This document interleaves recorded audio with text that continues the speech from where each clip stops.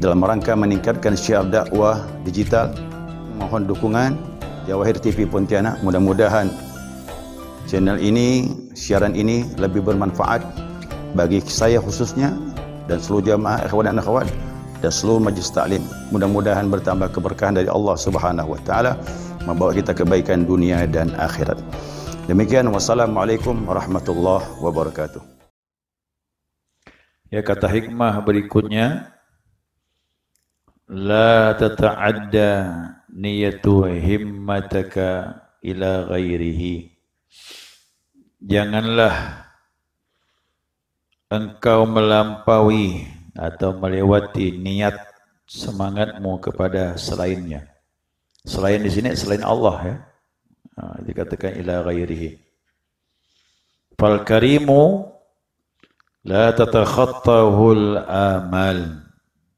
Maka Tuhan yang Maha Pemurah itu atau Maha Mulia itu tidak bisa dilampaui dengan angan-angan atau harapan. Ini kita bicara tentang sifat Al-Karim, ya, kemuliaan Allah. Dalam tasawuf itu kita dianjurkan kalau kita mengetahui Allah itu Maha Dermawan, ya Maha Mulia.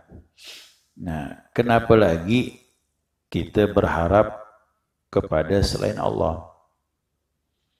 Anugerah rezeki, kesehatan, iman, sampai makrifat sekalipun. Itu Al-Karim yang memberi. Itu Allah. Maka di sini dikatakan la tata'addah itu tidak bisa dilampaui. Janganlah kau melampaui. Ya, niat semangatmu kepada selain Allah. Niat himmah itu apa? Qasduhal lati tatawajjahu bi. Ya, qasad keinginan mentawajuhkan hati hanya kepada Allah Subhanahu wa taala.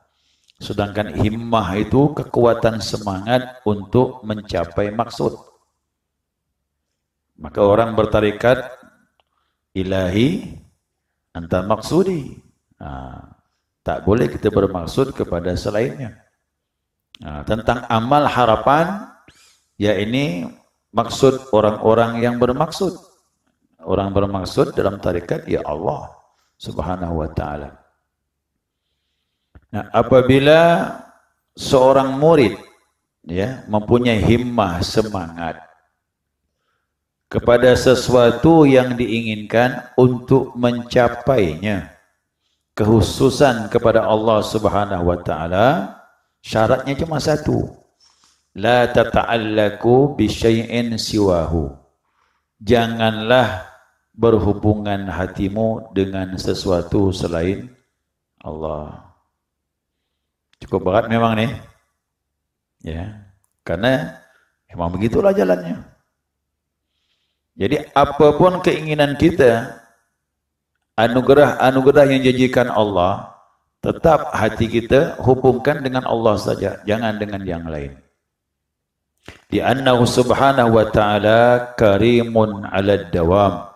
Sesungguhnya Allah Subhanahu wa taala dia dermawan dan senantiasa dermawan. Kalaulah ada orang yang dermawan, itu pinjaman. Tuh si anak tuh dermawan. Padahal itu pinjaman. Yang dermawan itu hakikatnya Allah. Cuman orang itu beruntung. Dia disifatkan dengan dermawan. Walaupun nama dia Muhammad, walaupun namanya Hasan, walaupun namanya Husin, pada saat sifat dermawannya muncul, waktu itu boleh kita panggil dia Abdul Karim. Boleh? Itulah nama roh. Nama roh itulah dia. Ya, yang diribut-ributkan nama roh. Jadi kita berubah sesuai dengan karakter yang Allah beri kepada kita itu. Ya. Ya. Wa ni'mahu sahaun ala maril layali wal ayyam.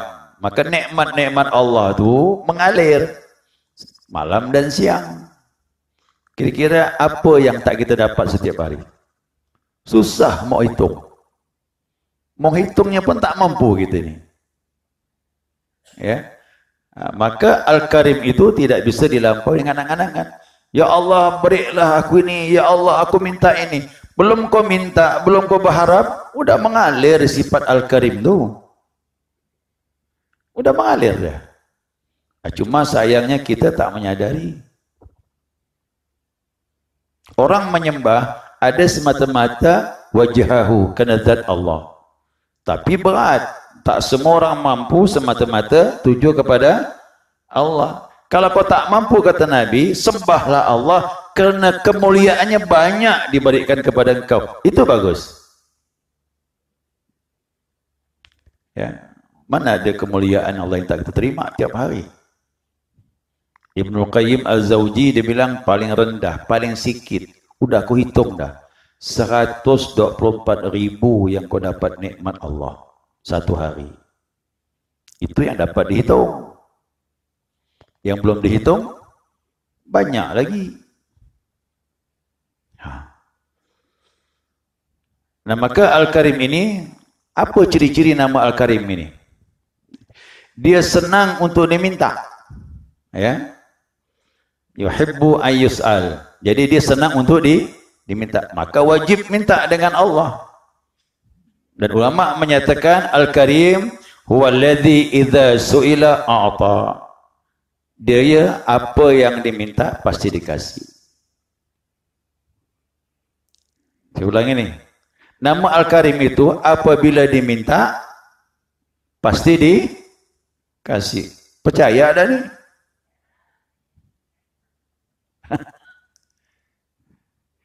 Nah, kalau percaya, tenangkanlah hati. Jangan gelisah. Kapan datang ni? Menurut Allah. Di mana datangnya? Menurut Allah. Sedang apa datangnya? Pun menurut Allah, bukan menurut kita. Nah, cuman kata Nabi, pasti kau dikasih. Ya, masanya, sedang apa, waktunya, tempatnya. Itu rahasia. Cuma Allah Subhanahu wa taala. Apalagi nama ni? La yubali kam a'ta, dan dia tak peduli berapa yang diberi. Si A diberi berapa? Itu hak dia. Si B diberi berapa pun hak dia. Tak ada ukuran. Ya. Wala liman a'ta, dan siapa dikasih pun tak peduli. Orang kulit hitam, kulit putih, tinggi ke, kurus ke, bangsawan, rakyat jelata, kok tiba pemberian Allah, dia bisa kaya. Ya, dari rata-rata orang. Kalau Allah mau beri. Ya, cuman kita mau tenangkan hati kita dengan Allah itu tak mudah. Ya, tak mudah. Makanya orang-orang yang ahli zikir lah yang dia bisa tenang menghadapi kehidupan ini, dan dia tidak akan pernah susah, dan juga dia tahu janji Allah pasti datang. Wa idza waqa'at hajatun ila ghairihi la yarda. Ini sifat Allah ni. Apabila kau mengadukan hajatmu kepada selain Allah, dia tak reda. Ya, saya ulangi. Wa idza rafa'ta hajatu ila ghairihi la yarda. Apabila kau mengadukan hajat kepada selain Allah, Allah tak reda.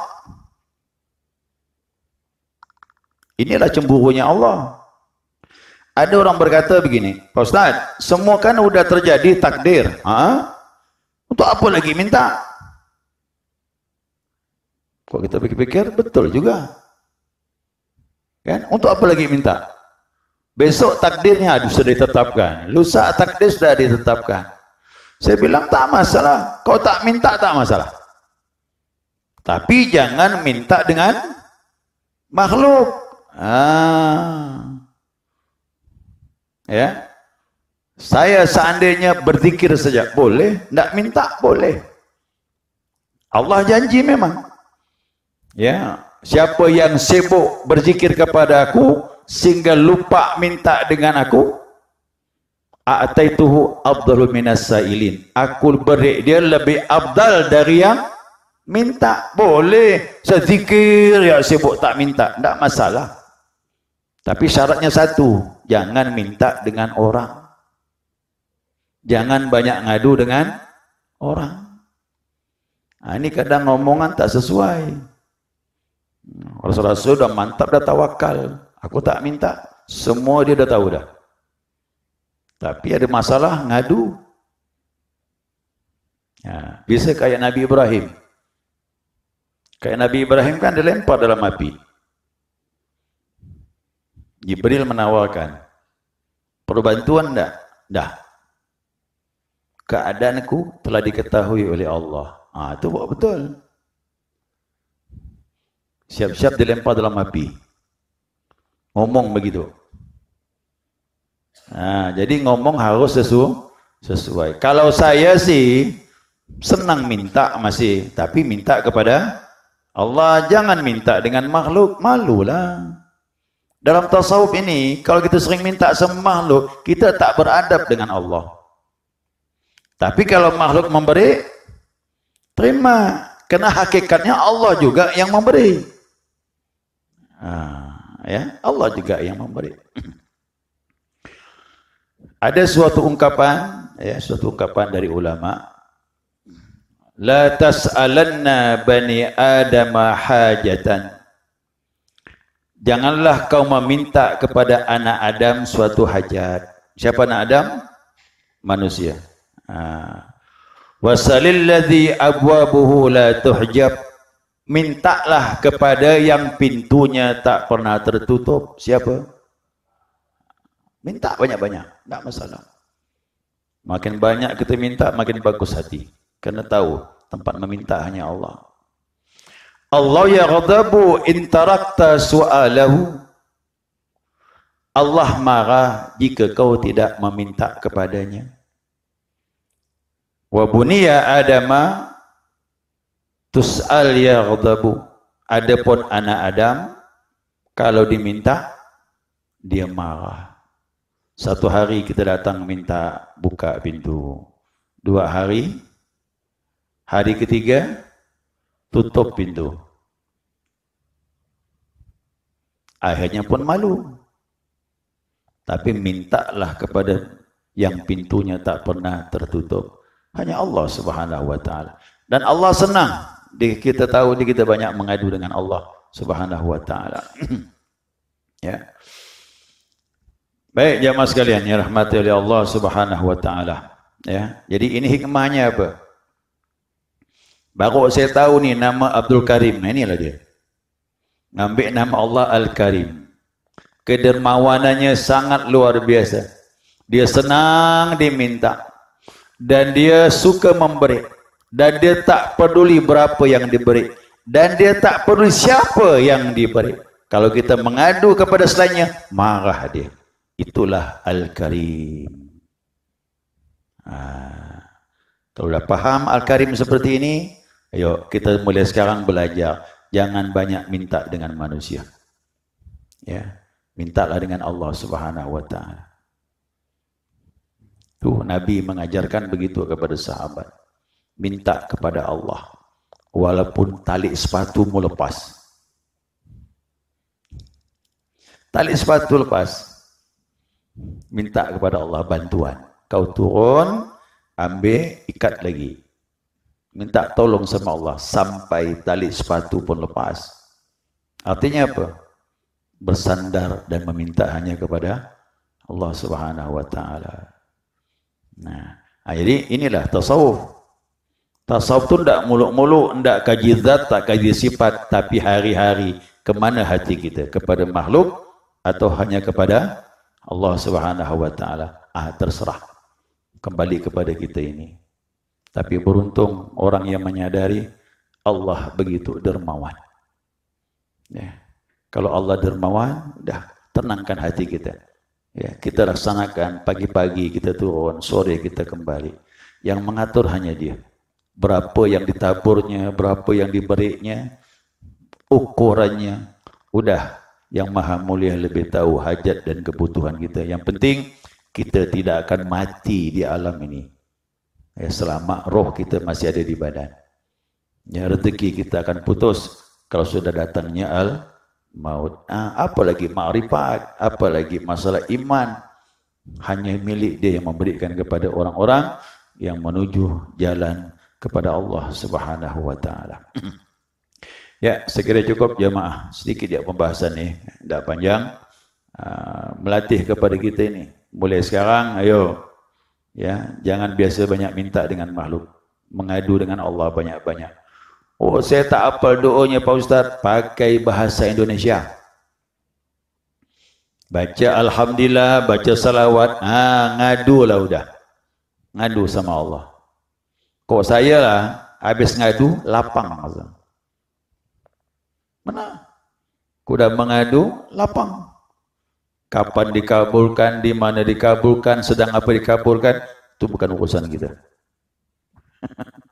Ya, itu urusan Allah Subhanahu wa taala. Dan jangan menuntut. Nah, kita menuntut bahaya. Kita diatur oleh Allah. Jangan mengatur Allah. Allah lebih tahu.